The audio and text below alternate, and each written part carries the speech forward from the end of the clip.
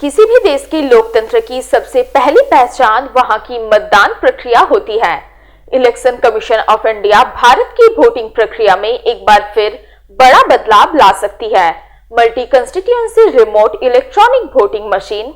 इस मशीन द्वारा अगर आप अपने चयन केंद्र से बाहर हैं, यानी आप माइग्रेट वोटर है, तो इस मशीन के जरिए आप अपने केंद्र के उम्मीदवारों का चयन कर उन्हें वोट दे सकते हैं। इस विषय को लेकर भारतीय चुनाव आयोग सर्वदलीय बैठक कर सभी राजनीतिक दलों की राय लेकर अंतिम फैसला लेगी और साथ ही इस बात की पुष्टि करेगी कि ये आरवीएम कितनी पारदर्शिता ला सकती है।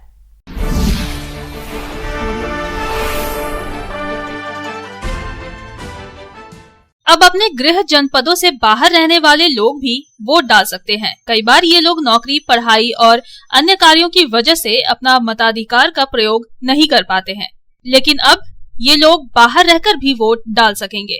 इसे लेकर भारतीय चुनाव आयोग ने रिमोट वोटिंग व्यवस्था करने की पहल की है। इस व्यवस्था के तहत बाहरी लोग भी बिना अपने गृह जनपद गए ही वोट डाल सकेंगे। इलेक्शन कमीशन ने रिमोट वोटिंग के लिए prototype remote electronic voting machine यानी आरवीएम तैयार की है। एक पोलिंग बूथ से 72 अलग अलग निर्वाचन क्षेत्रों में ये मशीन मतदान करवा सकती है। आयोग ने 16 जनवरी को इस मशीन की टेस्टिंग के लिए सभी राजनीतिक पार्टियों को बुलाया है। चुनाव आयोग के अधिकारी इस दिन सभी राजनीतिक दलों को बताएंगे कि आरवीएम कैसे काम करेगी और कैसे लोग बाहर से घर बैठकर ही वोट डाल सकेंगे। वोटिंग सिस्टम को लेकर इलेक्शन कमीशन ऑफ इंडिया ने 31 जनवरी तक सभी राजनीतिक पार्टियों को अपनी राय देने के लिए कहा है। आयोग का कहना है कि राजनीतिक पार्टियों की फीडबैक मिलने के बाद ही आरवीएम से मतदान की प्रक्रिया आगे बढ़ाई जाएगी। अगर रिमोट वोटिंग व्यवस्था लागू हो जाती है तो देश के किसी भी कोने से लोग आसानी से अपने वोट डाल सकेंगे। इस व्यवस्था में वोटिंग प्रतिशत में भी इजाफा देखने को मिलेगा। लोकसभा चुनाव 2019 में माइग्रेशन की वजह से कई लोग मतदान नहीं कर सके थे। आयोग के आंकड़ों के अनुसार उस चुनाव में सिर्फ 67.4% ही वोटिंग हुई थी।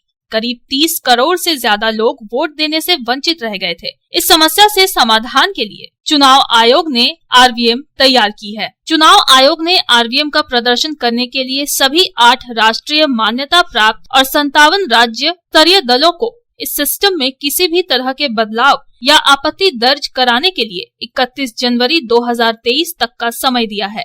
राजनीतिक दलों से इसके प्रयोग को लेकर होने वाले कानूनी बदलाव, प्रशासनिक दिक्कतों और प्रवासियों के लिए मतदान की सुविधा मुहैया कराने के अन्य विकल्पों पर भी सुझाव मांगे गए हैं। Bureau report, public times. বিগত ৩৭ বছর ধরে ফার্নিচার জগতে আপনাদের ভরসায় একটাই নাম, রাজেশ ফার্নিচার। এবার নবরূপে নবসাজে গণপতি ফার্নিচার, যেখানে আপনারা পাবেন ফিলেক্স, সেলো, এসপিপিএল, কার্লন ইত্যাদি ব্র্যান্ডেড কোম্পানির বাড়ি এবং অফিসের সমস্ত ফার্নিচার। এর সাথে গণপতি ফার্নিচার ম্যানুফ্যাকচারার স্পেশালাইজে আছে স্টিল ডোমেস্টিক আলমিরা, স্টিল অফিস আলমিরা, office table, revolving chair, visitors chair, wooden bed, engineering wood furniture ও আরো অনেক কিছু। এর সঙ্গে গণপতি ফার্নিচারে পাবেন ইএমআই এর সুবিধাও। যোগাযোগ করুন এনএসপি রোড, রানীগঞ্জ, আনন্দলোক বাস স্টপের নিকট। Phone number 7602363191 9333100564।